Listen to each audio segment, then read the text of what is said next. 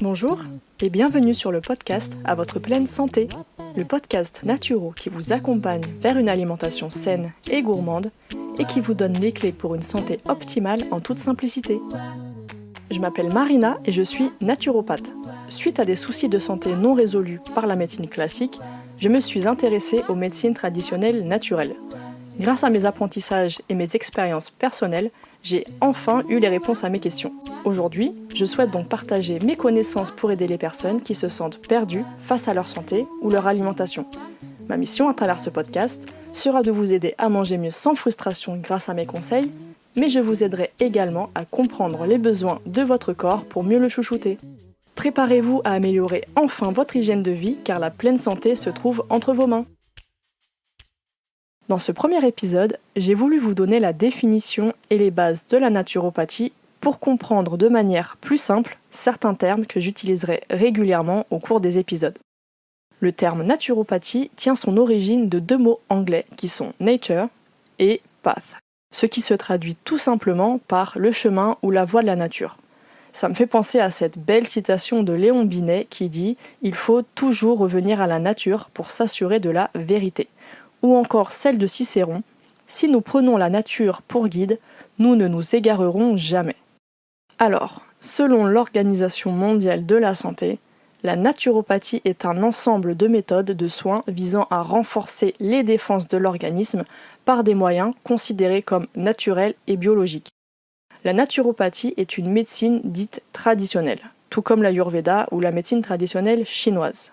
C'est une médecine de prévention, mais aussi une science permettant de maintenir l'individu en bonne santé en prenant en compte sa globalité, donc son terrain, son passé, sa vitalité, son mode de vie, etc.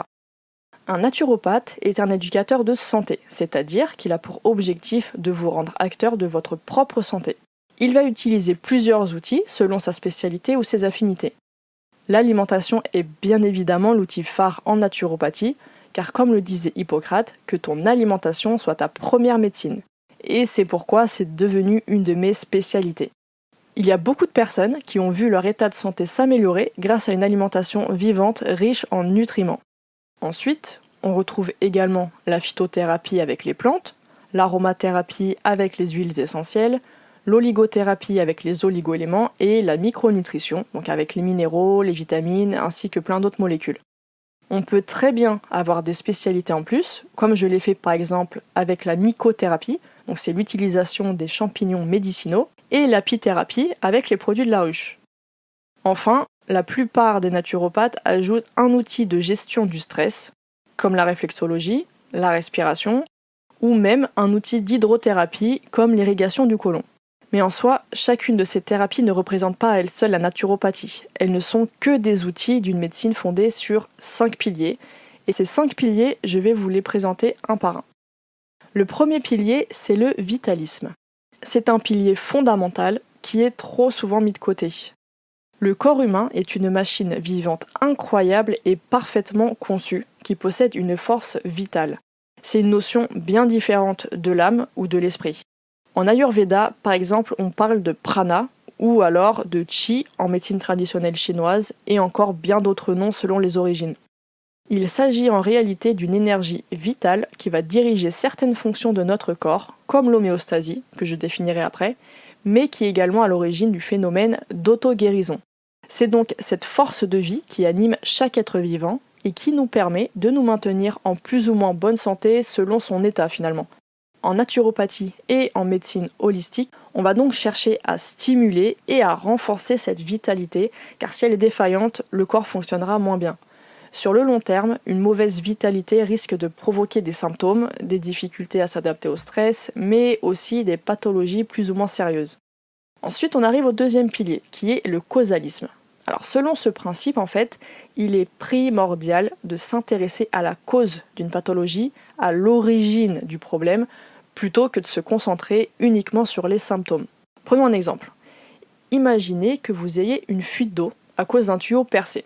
Alors vous pouvez le rafistoler pendant un certain temps, Mais au bout d'un moment, ça ne va plus tenir et vous devrez le réparer à chaque fois. Alors que si vous changez la tuyauterie endommagée directement, le problème sera résolu pour de bon.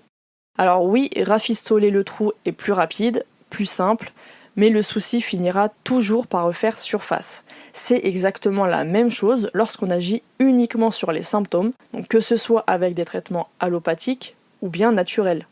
C'est d'ailleurs le fonctionnement des médecines douces, qui est de traiter les symptômes, mais de façon naturelle, alors que la naturopathie, elle s'occupe vraiment de la cause. Donc c'est pour ça que la naturopathie n'est pas une médecine douce.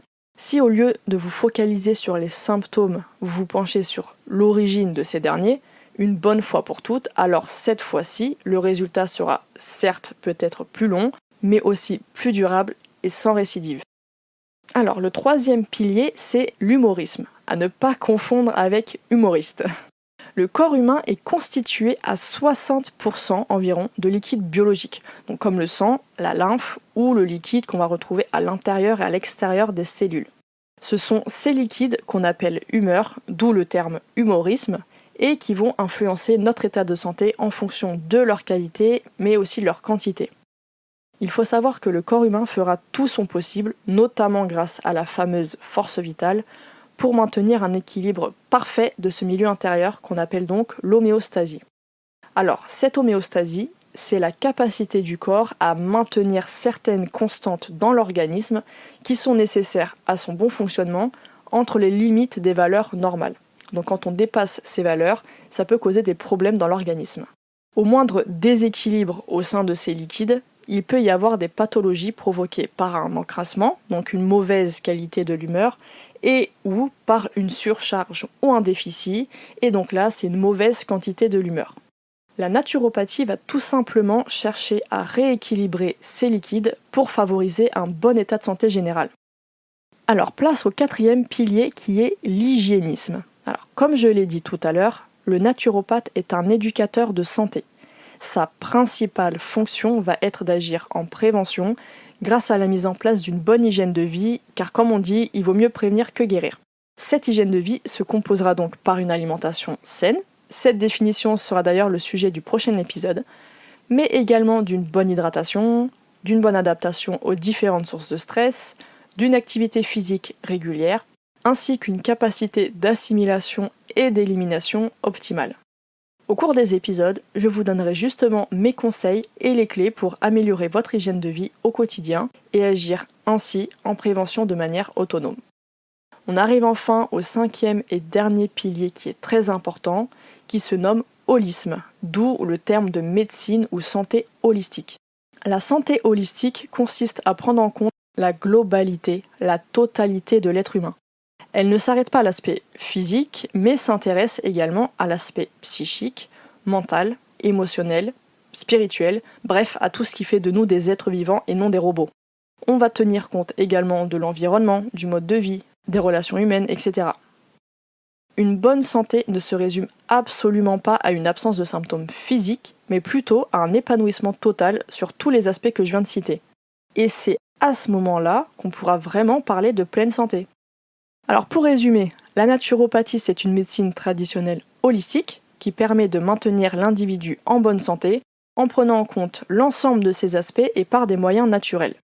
Le naturopathe va sensibiliser les personnes pour qu'elles deviennent responsables de leur santé en leur inculquant une hygiène de vie qui leur permettra de cheminer sereinement vers une pleine santé. La naturopathie se base, elle, sur 5 piliers fondamentaux. Le vitalisme, donc, qui fait appel à la force vitale du corps humain. Le causalisme, donc on va toujours chercher l'origine des symptômes et ne pas se focaliser sur les symptômes eux-mêmes. L'humorisme, donc là c'est sur la qualité et la quantité des liquides au sein de notre corps. L'hygiénisme, donc la mise en place d'une bonne hygiène de vie pour agir en prévention sur la santé. Et l'holisme, ou la vision holistique, qui prend en considération la totalité de l'être humain. Merci infiniment de m'avoir écouté jusqu'au bout et j'espère que cet épisode vous aura plu. Si c'est le cas, n'hésitez pas à me laisser une note et à me donner votre avis en commentaire pour que je puisse le lire lors d'un prochain épisode. Et surtout, n'oubliez pas de vous abonner. Je vous donne rendez-vous chaque mardi pour améliorer votre hygiène de vie grâce au podcast à votre pleine santé. Retrouvez quotidiennement mes conseils et astuces sur Instagram, sur le compte Ma Vie Saine et Moi, mais aussi sur Facebook et sur le blog de mon site web maviesaineetmoi.com. À très vite et prenez soin de vous.